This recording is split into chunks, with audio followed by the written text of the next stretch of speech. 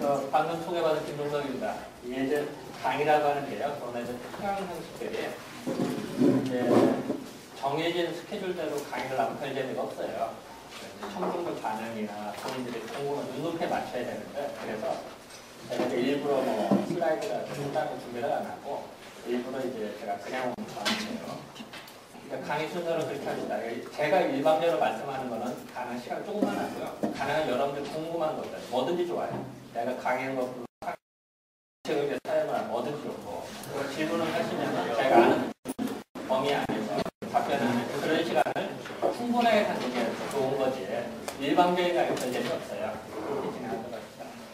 그리고 제가 말씀드린 것을 몇 가지를 주제를 먼저 잡아보면, 첫 번째 하나는 우리가 사상력 공부를 하는 데 있어서 사상이 왜 생겨났는지 역사적인 문해를 잠깐 설명해 드리려고 해요. 그리고 저는 아까 사회자님께서 소개를 하셨습니다. 농대를 졸업하고 한의학을 전공했어요. 그러다 보니까 농업하고 한의학을 접목하는 작업 중에 하나가 식품이에요. 그런 사상치의 식용 중요하기 거기에서 간단한 예를 내서 드리고, 그런 다음에 여러분들 질문을 받아서 제가 답변하는 시간, 그런 시간 충분히 갖도록 하겠습니다.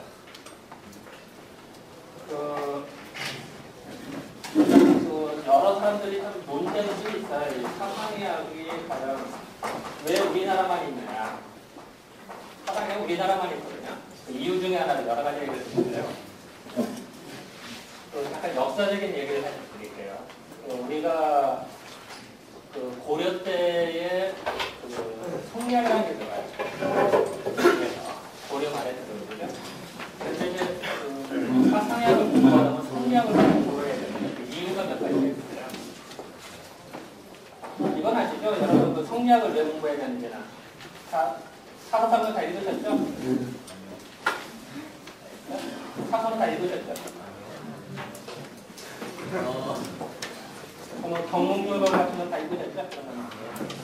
성학기료는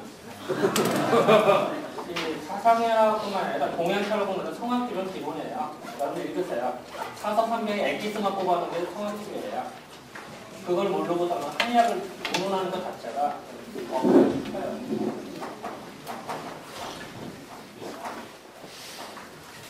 일단 잠깐 역사적인 말씀을 좀 드리면요. 우리가 고려 때 중국하고 대판 싸움입니다. 원나라, 그죠? 역사 공부하셨죠? 네. 아시죠? 원나라하고 싸웠는데, 그 당시 원나라는 전 세계를 제패했어요. 원나라하고 싸웠다면 3년이나 개판났어요. 3년 이상 버틴 나라에서 전 세계를 바꿨어요. 그 당시 원나라의 힘이라고 하는 거는 초강대국이에요. 문명국가, 지구상의 문명국가의 3분의 2 이상을 점령한 게 원나라였어요. 지구 역사상 그렇게 광대한 토지를 점령하고 한 나라는 원나라였어요. 대단한 나라였어요. 그런 원나라 무기는 무려 40년이나 넘었어요. 전 세계 유례상 그 강력한 원나라하고 40년간 버틴다는 우리나라 바뀌었어요. 3년 이상 버틴다는 겁니다. 자, 우리는 비록 40년간 싸워도 결국 졌어요. 타협을 하죠. 하지만 원나라 생각은 없다. 우리나라를 이제 지긋지긋한 민족이죠. 싸웠다면 정말 질 것 같지만 안 지고 뭐 끝까지 버티는 대단한 민족. 그럼 어떻게 되려버릴까요? 원나라에 때 우리나라를 이제 깔보면 어떻게 할까요? 우리가 또 반격하면 괴롭죠. 그러면은 땡깡스러운 놈 아니면 되게 어떻게 해요? 사탕 주고 달래죠. 안 달래요? 우리 안 싸워봤어요? 분위기 편하게 하세요. 이렇게 딱딱하게 하지 마시고. 우리가 센 놈 있으면은 어떻게 해요? 사탕도 살짝 달래죠? 타협을 하죠. 그런 식으로 중국 입장에서는 원나라가 우리가 그렇게 지긋지긋하게 잘 싸우고 하니까 어떻게 해요? 타협을 해요. 어떻게 해요? 사돈을 맺어요, 사돈을. 다 아시죠? 그래서 중국 원나라 황제는 황후가 우리나라 사람이에요. 그래서 그 당시 중국에서는 제일 1등 민족이 원나라 몽고족이고 2등족이 우리나라고 3등, 4등에서 한쪽으로 쳐비치죠. 그렇게 이제 계층별 구분을 만들죠. 왜냐하면 황후가 우리나라 사람입니다. 제가 왜 이 말씀을 드리느냐? 그러면은 그 당시 원나라는 어땠냐면 전 세계에 가장 좋은 문물, 가장 좋은 거는 국경에 연경에 다 지켜요. 원나라 연경이니까 거기에 다 지켜요. 그런 섞어요. 지금 어때요? 전 세계 좋은 거다 얼리 지켜야 돼요. 백악관으로 다 지켜야 되죠. 여러분들 공부하다 보면 좋은 게 있다. 서울 가서 자랑하고 싶죠? 또 우리나라 좋은 것은 어디 가서 자랑하고 싶어요? 전 세계 중심인 미국 가서 자랑하고 싶어요. 그게 사실이죠. 자, 그럼 그 당시는 어땠을까? 당연히 전 세계에서 가장 좋다고 하는 것들은 다 중국의 수도, 원나라의 수도로 연경으로 직결되어 있었고, 그런데 우리나라를 어떻게 하냐면 그거를 조직적으로 배워요. 조직적으로 배웠는데 우리나라 만권당이라고 했어요. 만권당. 다 아시죠? 만권당 들어봤죠? 처음 들어요? 다 아시죠? 만권당. 그걸 설치하는데 그 조직적으로 그걸 배워요. 그리고 중국 황실이 우리나라 사람이 있으니까 황국을 우리 무사 투입을 해요. 쉽게 말해서 지금까지 백악관을 아무 때나 들락날락 하겠다는 우리 민족이에요. 그러고선 만권당사들 쉽게 말해서 스파이한 성서예요. 어떻게 말씀드리면 중앙정부가 우리나라에 안기부라고 안기부를 백악관 속 밑에 머신에다 만들어 놓고 지부를 만들어 놓고 유학생들 가르치는 거야. 자, 너는 비행기를 훔쳐오는데 너는 엔진을 연구해와. 너는 비행기의 자동차, 너는 유리체제. 뭘 해서 조직적으로 가르치는 말이에요. 이해가 되시겠어요? 지금은 어때요? 개인적으로 가서 중국에서 배우기도 하고 정작 필요한 거는 하나 빼먹고 배우고 그래서 뭘 못 만들죠? 지금보다 맞죠. 그 당시에 가장 좋다고 하는 걸 수입하기 시작해요. 그래서 우리나라 고려 말경에 국력이 엄청나게 커져요. 좋은 것들 다 가져오니까. 그 중에 하나가 철학책에서 가장 중요한 성략이에요. 그래서 성략을 잠깐 설명을 해드리면 왜 성략이 중요하냐. 옛날에 중국에 보면 송나라 때 물론 이제 그 유학이라는 건 예전부터 있었죠. 한나라 있었고 예전에도 있었습니다만 이 송나라가 중원을 점령했다가 금나라 쭉 더 남쪽으로 내려가죠. 그죠? 다 아시죠? 네. 중국 다 배우셨죠? 그거 다 상식이니까. 다 공부하시죠? 이 내려갔는데 중원을 오랑캐한테 중국을 빼앗기고 중원을 남쪽으로 내려갔어요. 남쪽으로. 그래서 남송이라고 이때 송나라에 대해서 어떤 생각이 들을까요? 중국의 알토론 같은 땅을 다 뺏기고 밑으로 내려가다. 그럼 어떤 생각이 들을까요? 비록 오랑캐한테 힘이 눌려서 중원을 빼앗겼지만 정신적인 기준은 우리가 문화민족이다 라는 자부심을 가져야 되겠죠. 나라를 빼앗기면 두 가지 길이 있어요. 하나는 그냥 놀고 말고 놀자.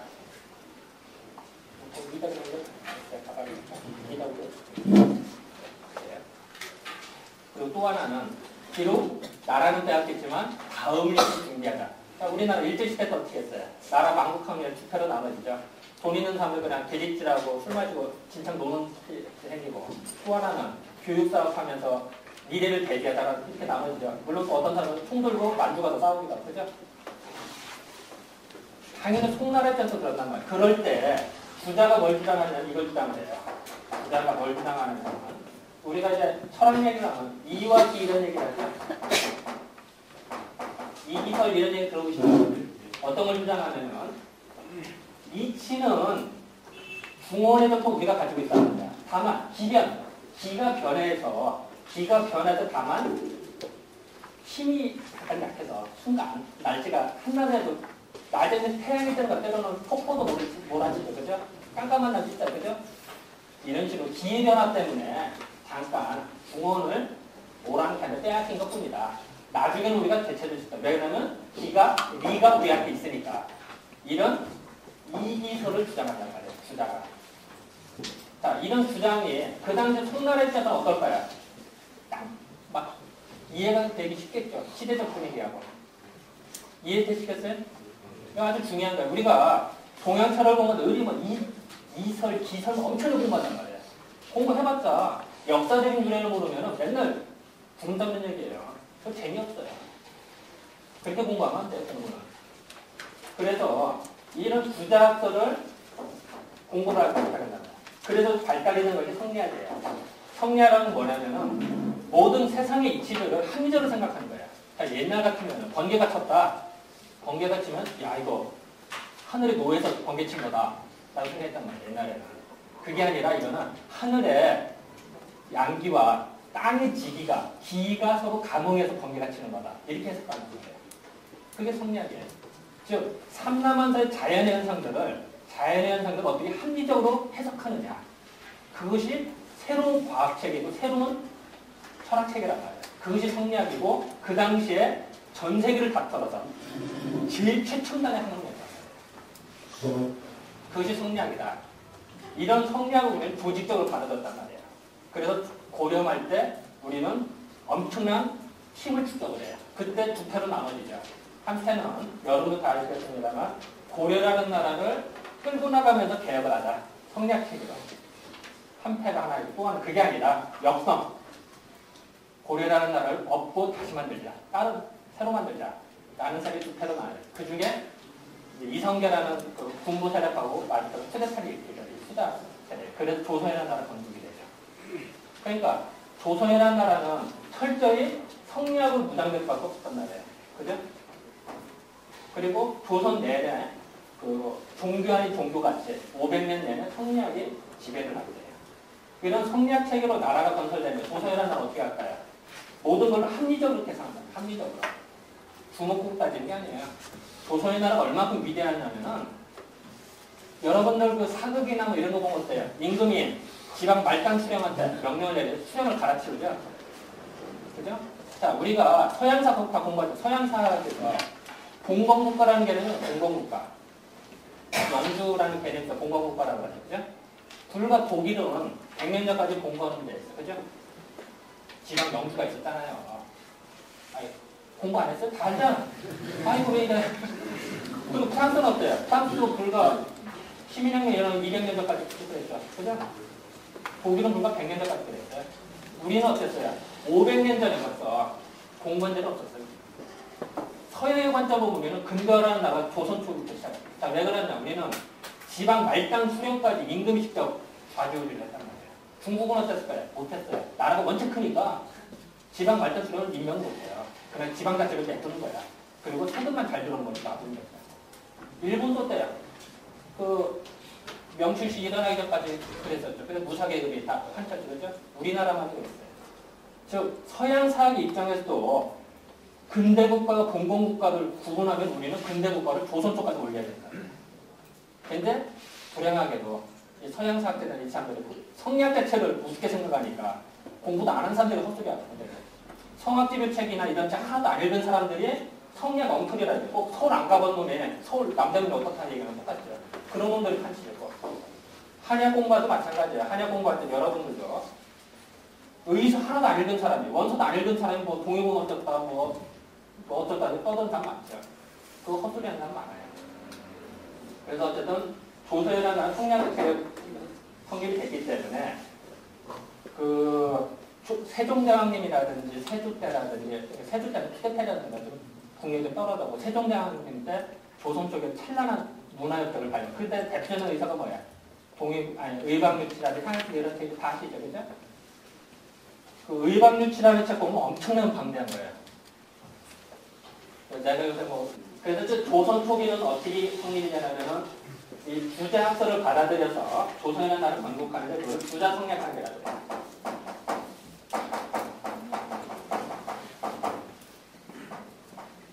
주자성략관계라고 해요. 당시에. 새로운 학문을 받아들여서 그게 조선 초기가 건국이 돼. 그랬다가 우리는 새로운 학문을 받아들이는 것 같아요. 처음에 열심히 배기죠. 배기고 공부하거든요. 그러다 하다 보면 어떻게 해요? 우리 걸로 만들자. 이해를 해서. 그렇잖아. 세상의 심리는 공부하다 보면 처음에는 몰라 깊게요. 그죠? 그대로 인용해. 그러다가 조금 요령 알고 이치를 깨달아 보게 내 말이 좀 들어가기 시작하죠. 그죠? 그래서 그거의 장단점을 분석하기 시작했어요. 부자성리학이 처음에 들어갔을 때는 정신을 들고 비끼고 공부하기 그거를 완벽하게 이해한 분이 퇴계 선생님. 퇴계 선생님 아시죠? 퇴계에서 완성이 돼요. 그러고선 그 책에서 완성이 된 것이 그 다음에 우리나라 실제로 새롭게 만들어지는 것이 일국 선생님에서 조선 성리학이 대체됩니다. 편이다 그냥 빨리 쓸게요. 그냥 한글 쓰면 시간 걸리니까. 즉 회계 선생님에서 완벽하게 이해된 성리학이 우리나라 실정에 맞춰서 새로운 방향으로 재정리되는 것이 조선 성리학이에요. 이때부터는 중국에는 없는 우리나라만의 고유 사상이라는 거예요. 유복 선생님이 주장한 논리들이 보면은 중국에는 우리나라만의 고유 사상이라는 거예요. 이때부터. 중국에서 깜짝 놀라죠. 그래서 조선 성리학의 대체는 여기 있는 입장에서 정치, 경제, 사회 문화를 이끌어나가기 시작한 우리나라. 그 중에서 나온 대표적인 의사가 뭐예요? 동해부관이죠. 동해부관이라는 책은 서술책, 지금 우리가 봐도 불편함이 없죠. 그죠? 그런 선진적인 사고방식이 뭐냐? 조선 성리학 단계라고 합니다. 조선 성리학 단계에서는 그 당시에 난 문집이 다 그래요. 동해부관만 그런 게 아니라. 그거는 문집을 문집 아시죠? 옛날 사람 쓴 책들. 읽어보면 알아요. 금방 알아요. 그래서 조선 성리학을 대청이 됐을 때는 우리는 그 나라를 이끌어 나가서 예를 하나 더 들어드릴게요. 우리가 조선 인지네라는 큰 그 전쟁을 벌이죠, 그죠? 인지네라 다 아시죠? 아 인지네도 아시죠? 이게 시간을 좀 버리고 닦아야 하지 말니까 학점 주는 거 아니니까.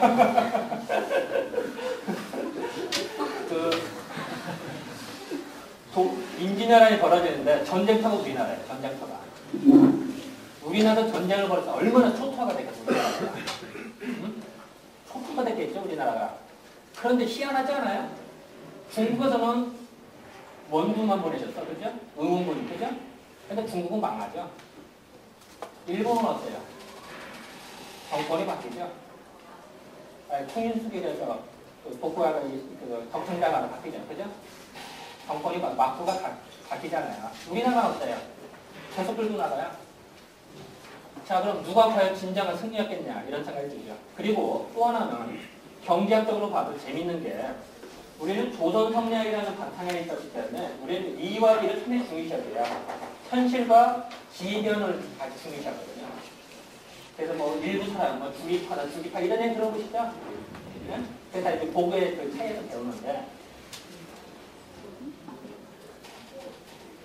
인지네랑 끝나고 나서 우리는 어떻게 하냐면은 금방 무역을 해요. 일본하고 무역을 하고 중국하고 무역을 해요. 우리는. 근데 중국은 망하고선 일본하고 철천지 원수가 돼가지고선 무역을 안 해요. 자, 이 얘기는 뭘 뜻할까요? 우리는 전쟁 직후에 일본은 우리를 침체점에도 불구하고 우리는 무역을 해요. 즉 우리는 중개무역을 했다는 얘기죠. 일본에서 우리나라 샀다가 중국 팔아먹고 중국 우리나라 샀다가 일본으로 팔아먹었다는 얘기예요. 중개무역을 하면 우리는 떼돈을 벌어요. 그래서 그 돈으로 인지네라는 그 초토화 된 나라를 재건설해요. 그래서 여러분들 어느 사찰이나 어느 데를 가봐요. 임진왜란 이후에 한 10년, 20년, 30년 전에 다 복구해야 되죠. 사찰가 뭐 몇 년 전에 다시 중건, 재창 뭐 이런 거 많이 나오죠? 뭐 다리 같은 거 이런 거 많이 나오죠? 그 이유가 그 국부가 더 어디서 나오나? 거기서 나온다. 그래서 오히려 우리는 일본에서 돈을 꿔줘. 그 당시에. 일본은 이자를 못 갚아. 그래서 그때 돈으로 50만 전인가? 를 못 갚은 거예요. 그래서 이자 돈 좀 제가 유예 좀 해달라고 일본 애들이. 그럼 좋다고 그러면 알았다 좀 가주기라고 이런 기록들이 나오죠. 그거는 뭐 내가 연구한 게 아니라 사학과에서 나온 논문들이나 아니 책들을 다 나와요. 그런 거 다 공부하시죠? 이런 거 역사라고 이런 거. 그런 힘들이 뭐냐? 정치를 끌고 나가는 것이 결국은 조선 성리학의 얘기한다. 그렇기 때문에 나라가 제일 미련한 놈들이 식민사관 입장에서는 흔히 그런 얘기를 하세요. 일본 애들이 그 식민사관 입장에서 우리나라는 임진왜란 이후로 계속 망해나가는 나라다. 이렇게 얘기하죠. 식민사관 그렇게 배우죠. 얼마나 무서워. 세상에 임진왜란 나라 망한 걸 200년이 걸려요. 세상에 전 세계를 또 다 털어서 어느 왕조든지 왕조가 생겨났다 없어진 곳이 200년이 걸려요. 중국 역사도 봐요. 한 나라 빼고 한 나라, 유방이 되는 나라에 있어요. 한 나라 빼고 다 왕조를 받아요. 200년을 못 넘깁니다. 프랑스 봐. 또 다른 나라 다 봐봐요. 200년이면 한 왕조가 생겨났다가 전성기를 갖다 망해가는 거예요. 그렇게 긴 시간 돼. 식민사는 아주 숙여 우리나라가 임진왜란을 계속 많이 나가는 나라로 서술했단 말이야. 안 그렇죠? 우리 세상 200년 동안 많이 나간 나라 어딨어? 느낀 얘기죠. 그게 식민사관의 한계죠. 근데 지금까지 뭐 고등학교 때부터 그렇게 배운 경우가 많기 때문에 그런 것도 다 공부를 해야 되는데, 근데 결국은 이제 우리는 그런데, 그래서 어쨌든 조선 성리학이 됨으로써 조선 중기 때 동의과학이 나오고 그런 서술책이나 이런 건 다 성리학적 영향책이다. 이걸 아시면 좀 쉬울 거고. 그러면은 그 당시에 의학사도가 다 이해가 돼. 그랬다가 그 당시에 중국은 오랑캐가 점령을 해요. 그죠? 오랑캐가 점령하면 어떻게 해요? 오랑캐가 중원을 점령하고서는 성리학을 공부할 수가 없어요. 이때까지는 똑같아. 임진왜란 때까지는 중국 명나라나 우리나라랑 똑같이 발달이 돼요. 사고체계나 의서 발달이 거의 비슷해. 의설이도 보세요. 똑같이. 거의 똑같아. 근데 왜 청나라 때도 달라지느냐? 청나라 입장에서는 오랑캐족이 중원을 점령했는데 의리명분을 중시하는 성리학을 공부하면 어떻게 할까요? 자기 스스로 부정하게 되겠죠. 자기 존재를. 오랑캐가 중원을 점령한 것 자체가 부정이 된단 말이에요. 그럼 말이 안 되죠. 그럼 청나라에서 어떻게 공부를 해야 될까? 성리학을 계속 공부할 수 있을까요? 안 되죠. 고준학을 해요. 고준학. 그건 아시죠? 왜 고준학을 할까? 고준학을 하면 어떻게 하느냐? 그 자꾸 해석을 해야 되는 말이야. 비석. 비석 보고 이런 거. 이 글씨가 틀렸냐 맞았냐 이거 공부시킨단 말이야. 되게 어느 나라든지 꼭 반기 들고 삐딱하게 놓는 어떤 놈들이 삐딱하게 하게요. 공부한 놈들 삐딱하게 나오죠. 꼭. 무식한 사람은 반항도 별로 안 하죠. 아시잖아요. 반에서도 하다 보면은 꼭 똑똑한 놈이 뭐 결점하면 나중에 딴 소리 한다든지 뭐라고 막 제안하고 그러죠. 미련한 사람은 제안도 안 하죠. 그 세상의 이치예요. 이 청나라 입장에서는 중원을 점령을 했는데 이 누가 꼭 땡땡거리고 정책하면 꼭 반대하는 누가 반대할까요? 학자들이 반대하겠죠. 공부하는데 머릿속에 든 놈들이 반대해요. 그죠? 그럼 어떨까요? 그럼 학자들을 단순하게 만들면 어떻게 할까요? 책을 비켜쓰게 합니다. 여러분은 컴퓨터 들려서 컴퓨터 치다 보면 어때요? 머리가 단순해지지 않아요? 머리가 멍해져. 그러면은 반발할 생각은 못해요. 그죠? 그러면은 이 청나라 입장에서는 명분도 좋죠. 아, 그동안에 있었던 문화업적들은 다 재정리한다. 명분도 좋죠. 반대할 명분은 없죠. 그죠? 그걸 학자들을 시킨 거야. 그래서 나온 것이 뭐야? 흥정전선제. 그 건룡황제에서 나온 거예요. 그래서 그 중에 일부가 사부전서라는 책을 만들죠. 그 중에 일부 의학사전만 모아놓은 건 중국의학대회로 모아놓은 거예요. 내가 아까 말씀드렸잖아. 그 여강에서 나온 남들이 보면 여강 선전하는 거 같아. 그게 아니라 사부전서라는 책 중에 의학부만 따로 복사해서 낸 것뿐이에요. 자, 그걸 걸리는데 50년이 걸려요. 청나라에서. 자, 간단해. 글자 빗기에 쓰다가 글자 하나 목 한 명씩 딱 갇힌다는 거예요. 이해되시겠어요? 그럼 머리가 얼마나 단순해질까? 그러면 딴소리를 못해요. 그 덕분에 결과적으로는 중국 문물이나 모든 서술이 재정리는 돼요. 하지만 그 성리학이라는 입장에서는 성리학의 발전은 안 되죠. 중국에서는. 우리나라 성리학이 계속 발달이 돼요. 중국에서는 발달이 안 돼요. 고등학. 그러니까 고등학이 되면 어떻게 넘어가요? 의학 발달도 어떻게 될까요? 증거가 있느냐? 분석을 하기 시작한단 말이야. 예를 들어서 비염이다. 비에 콧물이 들어가면 이것이 한증이가 열증이니까. 또 그 다음에 또 뭐 대변이 좋아할까 뭐 설까. 이런 식으로 계속 분류한단 말이에요. 그래서 나온 것이 뭐예요? 지금은 중의학이죠. 지금 중의학 책 보면 어때요? 당연히 엄청나게 분류를 했죠. 본초학도 때 중의학 책 보면 어때요? 뭐 실증, 허증, 뭐 별거 분류 다 해놓죠. 근데 공부할 때는 다 들어만 들어가죠. 공부할 때는 좋아요.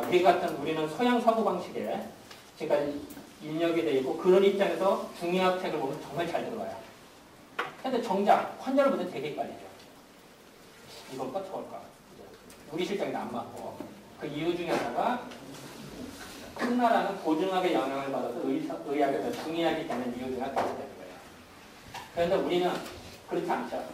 성리학이 발달했는데 성리학의 유체는 뭐냐면은 핵심의 핵심.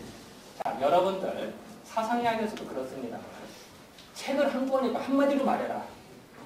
한마디로 말해라. 부제가 어렵죠? 쉬운 거 아니에요. 한 100마디, 1000마디로 설명 이거 쉬워. 늘림 내니까. 한마디로 요약해라. 이게 있는 거야. 몇만 명, 몇억 명의 인구가 많아요. 그 중에서 한마디로 순화추동의 개념으로 4가지체를 요약해라. 엄청나게 힘든 거예요. 우리는 흔히 공부를 하다 보면은 분류하면 더 잘한다. 그렇잖아요. 요약하는 게 더 힘들어요.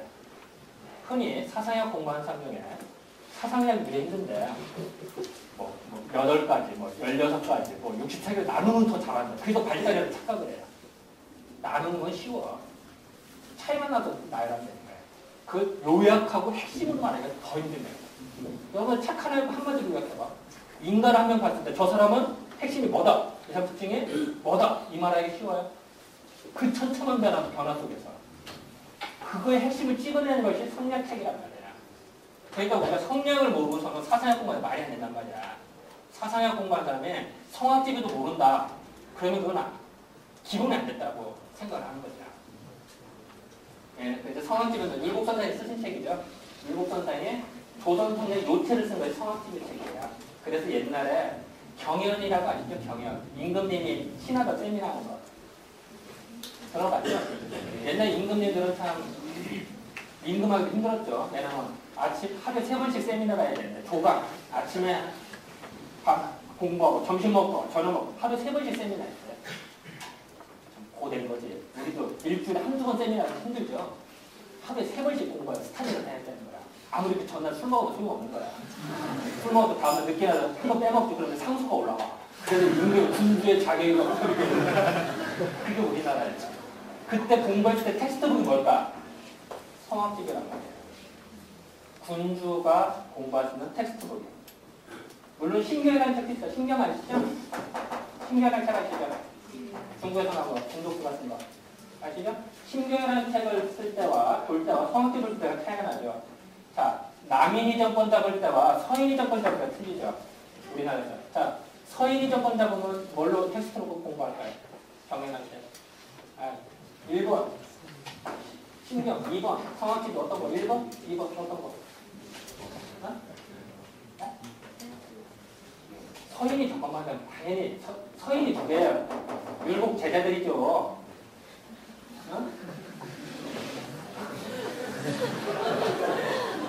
그러니까 당연히 율곡 제자들이 정권 잡으면 임금님한테 텍스트북을 뭘 건의를 하겠어. 성학지로 공부합니다 이래야지. 남인이 정권 잡아봐. 그러면 율곡파는 아니고 동인계열이니까 어떻게 하겠어? 그게 아니라 중국 원주율이 신경으로 공부했는데 이래야지. 그래서 우리나라 역사에서도 보면은 임금님이 어떤 걸 텍스트북을 갖고 경연을 했느냐에 따라서 정권의 성격이 금방 안단 말이에요. 그리고 그 당시 나오는 의서편차도 어떻게 나오느냐 그걸 보면 금방 안단 말이야. 의학사를 여러분 다 공부하셨죠? 의학사 공부할 때는 정치, 경제, 사회를 연결시켜서 봐야 이해가 된단 말이에요. 의서를 볼 때도.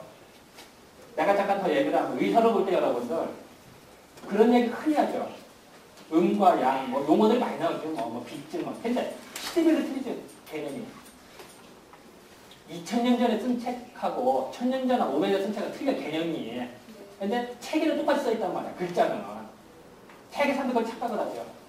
어떤 사람은 일평면하고 똑같이 대입시켜. 어느 책 보면은. 아주 웃긴 얘기죠. 왜냐면은 그 당시 정치, 경제, 사회문화를 주변에 사상사적인 입장에서 그걸 대비시켜봐야지. 안 그렇고 글자 그대로만 보면 그것은 큰 오력을 해요. 내가 뭐 나중에 딴 예를 들어서 하나 더 얘기해.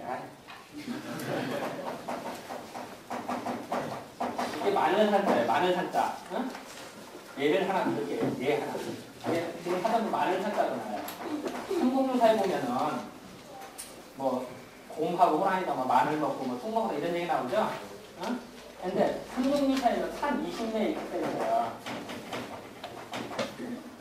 요거만 써있어. 만이라는 단어는 없어. 근데 삼국유사 언제 써진 책이에요?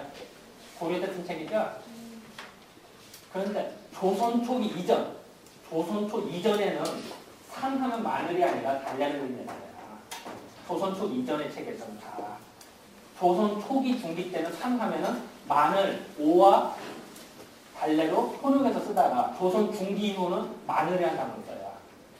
자 그러면 삼국유사가 고려 때 써진 거니까 당연히 산 20내를 물론 지금은 한문사전은 마늘 산자로 나오죠, 지금은. 어? 지금 단어가 똑같다고 해서 마늘을 번하면 어떻게 될까? 오역이지. 그죠? 이런 게 많단 말이에요. 그러니까 지금도 대부분 사람들이 그때 뭐 마늘 먹었다 이렇게 설명하잖아. 성경가사에 보면은. 아니죠. 달래죠. 그리고 마늘은 언제 도입이 돼요? 한나라 한무제 때 중원아시아 정부에서 그때 장관이라는 장군이 가서 비단길을 열고 그때 도입된 게 마늘이죠. 2000년 전에 비로 중국에 들어와요.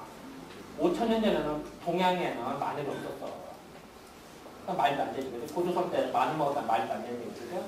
그것도 그렇고 번역도 틀리고 이런 게 무수히 많단 말이에요. 예를 들어서 이해가 되시겠죠? 여러 의서를 보실 때도 그 다 용어를 다 시대적인 게는 이해를 하고 보셔야지. 안 그러면은 엉뚱한 소리 하게 된단 말이에요. 이런 게 비일비재하다. 이런 얘기를 잠깐 말씀을 드리고요. 그래서 어쨌든 중요한 거는 성략체계에서 조선나라가 건국되고 그것이 심화가 된 것이 율곡에서 조선 성략이 결정합니다. 그래서 조선 성략에는 뭐가 나와요? 우리는 진경산수와 진경체가 나오기 시작하죠. 여러분 아주 금강산 정답들 겸재 그거 아시죠? 그게 왜 중요하냐면 이유가 있어요. 왜 조선 성략이 중요하냐면은 회화사를 잠깐 설명해 드릴게요. 이 중국 여행 다녀보셨죠? 안 가본 사람? 그럼 가본 사람? 저도 사실 학교 때는 중국 못 가봤어요. 근데 이제 공부를 하다 보면 중국에 뭐 이제 지도가 우리나라 중국이라고 봅시다. 중국 이렇게 되죠. 중국 북쪽하고 남쪽을 보면은 특징할 때요. 북쪽에는 산이 많죠, 그죠? 남쪽은 뭐가 많아요? 물이 많죠. 그래서 중국 산서공 어때요? 막 기하는 개석이 있고 한 거다 북종화가 됐습니다. 그죠? 북종화. 남종화공은 뭐예요? 농목을 쓰죠. 그래서 먹을 던지게 쓰죠. 왜냐면 호수가 많으니까 안개가 많이 끼잖아요. 안개가 많이 끼면 뿌연을 그려야 될 거 아니야. 뿌연을 어떻게 다 농목법이라고 해서 동양 하시는 분 좀 계세요? 보면은 하얗게 그런 것도 공부 좀 해야죠. 하면 어떤 먹을 던지게 쓰죠. 그래서 뭐 그림을 그려도 뭐 삐약하게 하고 뭐 하나 더 이제 사람 뭐 그림 이렇게 하죠. 위에서는 돌산을 주고 되죠. 산을 강하게 피쳐요. 그래서 중국 역사상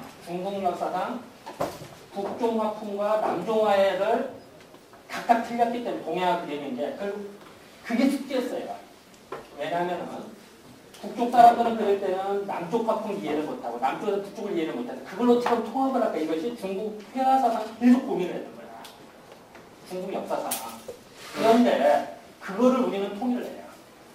그것이 조선 성리학 단계는 경제에서 진경산서가 어떻게 그리냐면 진경산서 보면 어때요? 자, 북쪽 산을 보고 골산을 그리니까 그릿을 어떻게 이렇게 강하게 채필해서 강하게 그리겠죠? 에이, 그럼 바위 있는 산 어떻게 그리겠어? 탁탁이 그려야 될 거 아니야. 물이 많으면 어떻게 돼? 물이 흐르고 안개가 끼면 뿌연하게 그려야 될 거 아니야. 그러면은 그림을 볼 때도 북쪽을 보면 이게 양이란 말이야. 밑을 보면은 음과 같이 이렇게 그린다. 그런데 진경산서를 보면은 한쪽에는 산이 있고 반대쪽에는 물이 있든지 음과 양을 조화를 시킨단 말이야. 세계 역사상, 세계 회화사상 최초로 우리나라에서 음과 양의 기법을 동시에 하나의 그림에 통일시켜서 우리나라 처음이란 말이에요. 그것이 회화사의 큰 획을 그래서 겸재 그림이 세계 최고 층이라는 거 말이에요. 그거 힘이 뭐였어요? 조선 성리학 때 사고책에서 나온 거예요. 그래서 우리가 전 세계를 좌우했습니다. 그래서 중국 애들이 우리나라 사람 금강산 정도 보고 깜짝 놀란단 말이야. 지네는 평생을 보고도 못합니다. 왜 그래? 우리는 금강산을 가면 두 가지가 다 경계돼요. 우리나라 산 자체가. 우리 산 어때? 암산 있으면은 토산과 암산은 아시죠? 바위 많으면 암산이라고 하잖아. 암산과 토산의 부분이 있고 그것이 골기가 틀려요. 하다못해 우리가 동양을 그릴 때 어떻게 나무를 그리다 그러면 나무만 이렇게 표시하죠. 이거 할 때도 암산은 어떻게 꼭 밑에서 위를 그리죠. 토산은 어때? 토산은 위에서 밑을 그리죠. 똑같이 필친 것 같아요. 틀려 이게.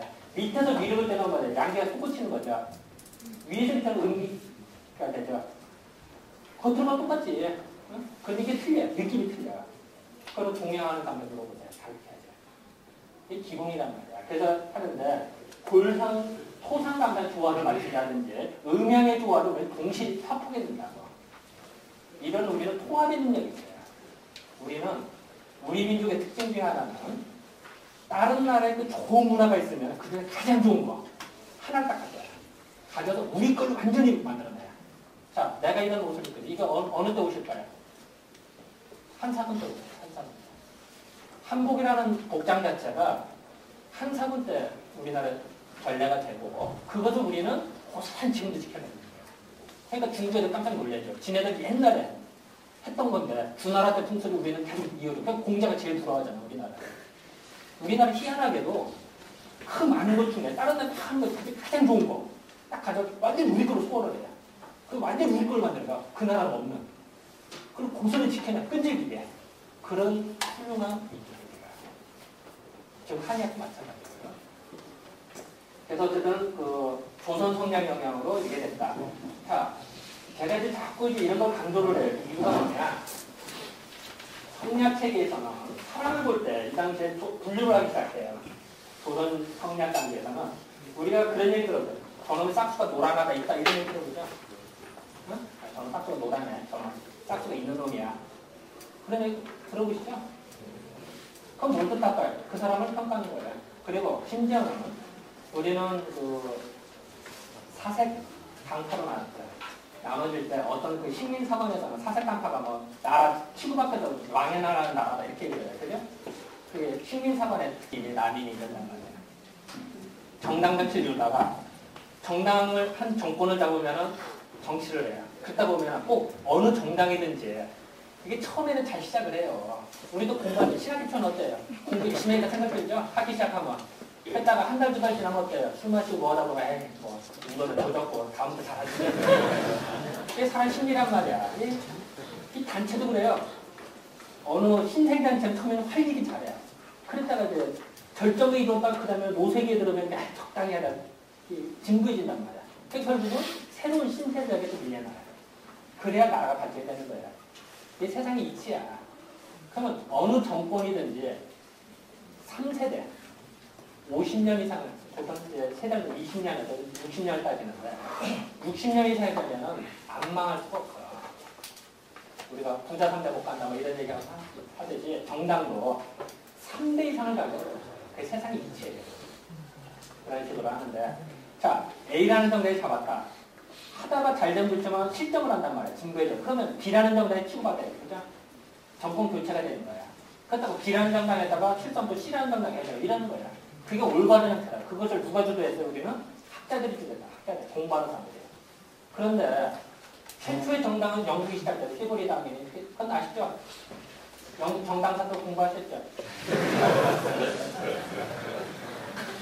거기서는 오늘 이권 때문에 하죠. 이권 때문에. 거기 정당이라는 건 학문적인 자리가 아니라 이권. 이 때문에 모인 거란 말이야. 우리하고는 차원이 틀리죠. 우리는 300년 전에 벌써 정당 정치를 하고 그게 분당 정치죠. 그런 나라예요. 근데 분당 정치를 하다 보면 거기서 나오는 게 그런 특징이 나오는 거예요. 하다 보니까 우리도 이제 끼리끼리 보인다고 하죠. 친구들 만나서 다 스타일 비슷한 사람들이 보이죠. 있잖아. 끼리끼리 보이잖아. 야한 애들, 야한 애들끼리 모이고 공부 건전한 거 이제 서로 하잖아요. 아니 여기가 다 건전한 쪽이죠. 끼리끼리 모이다 보면은 스타일이 있단 말이야. 이렇게 졸지 않는단 말이야. 그래서 이제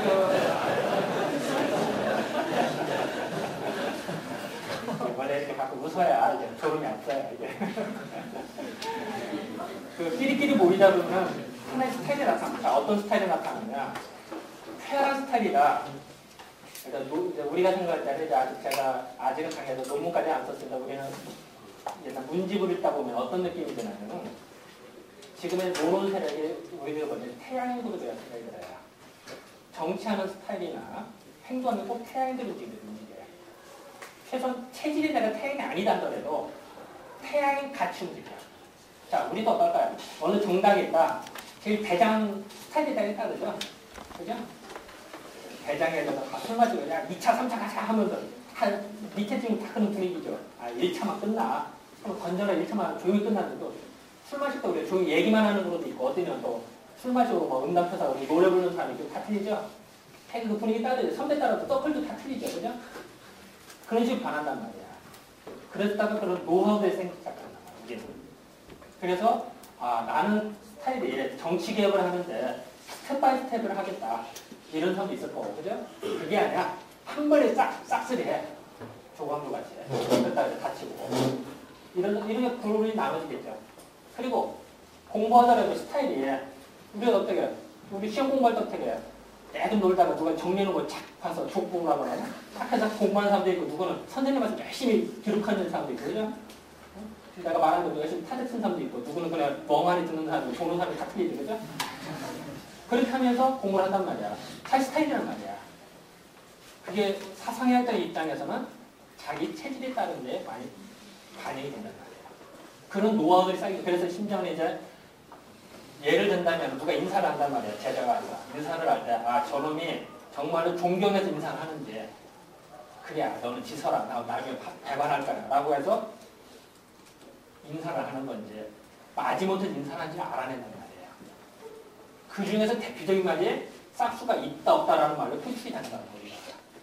그런 용어 자체가 왜 나오는 배경은 사람을 분석하기 시작한단 말이에요. 성략 단계에서 우리는. 그리고 심지어 우리는 그런 기록을 봐요. 어느 문중이 있단 말이야. 어느 문중이 있으면 우리 며느리 처음에 맞이하면 어떻게 해요? 장 담는 것부터 가르쳐요. 장. 된장 담는 것부터. 간장, 된장, 장 담는 것부터 가르치고 김치 담는 것도 가르쳐요. 그랬을 때 우리 집안은 대대적으로 김치를 담글 때 멸치젓갈을 썼다. 그럼 며느리는 멸치젓갈 같죠. 의민 집안이겠죠. 멸치 쓰는 집안이. 아니야. 우리는 새우젓갈을 담아야 돼. 양인집은. 태양인 집안입니다. 그런 문집이 나타납니다. 그 당시 문집을 읽어보면 우리는 집안대대로 우리는 보약을 쓸 때 꼭 인삼을 써야지. 인삼 안 쓰면 안 돼. 아니야. 인삼 써서 꼭 탈라니까 인삼 대신 백화수를 줄까? 인삼 말고 다른 걸 쓰고. 인삼은 조금씩 먹어라. 조심해라. 이런 것들이 기록되어 나옵니다. 그리고 그런 노하우를 쌓인 거에다가 또 동의보감이라는 정말 훌륭한 책이 나왔어요. 그런 의학적인 지식이 수적이 됐어요. 그것이 결부가 되는 것이 사상의학. 사상의학이라는 것은 의학적인 측면 동의보감을 이어받았고 성리학 체계의 핵심 요구를 조선 성리학이 결부된 것이지 그렇지 않고서는 나올 수 없는 사상의학 특징이 뭐예요? 우리가 그런 얘기하죠. 자, 내가 이렇게 행동한다. 이게 체질적인 특징이냐 원래 이런 얘기 논의 많이 하죠. 우리가 그런 얘기하죠. 자, 사상의 논쟁을 벌일 때 원래 체질 때문에 이런 성격이 나오는데 성격이 이래서 체질이 변하는 이런 논쟁을 하죠. 그게 대표적인 거예요. 그 성령 논쟁 이런 얘기하죠. 자, 사람이 그릇이 있단 말이에요. 하늘에서 성을 이어갔단 말이야. 성을 봤는데 성을 이어가서 되는데 이것이 기질이라는 게 뭐야? 이 기질, 그릇 차이로 이것이 변하는데 이것이 물은 똑같이 받았어요. 물은 똑같아요. 그죠? 물은 똑같은데 이 모양은 어때요? 삼각형으로 보이거나 원으로 보이죠? 그죠? 우리가